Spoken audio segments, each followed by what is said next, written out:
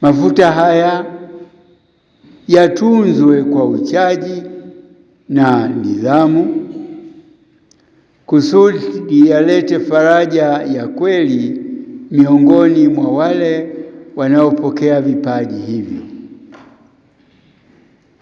Mafuta mengine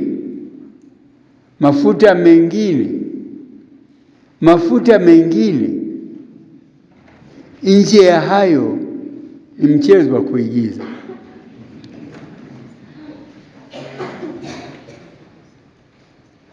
Liturujia ya kanisa letu lina utaratibu wake, lina vitu vile ambavyo vinapeleka watu kwa Mungu, na hivi tuombe kwamba tuweze kuheshimu liturujia ya kanisa letu ambayo imekaa vizuri.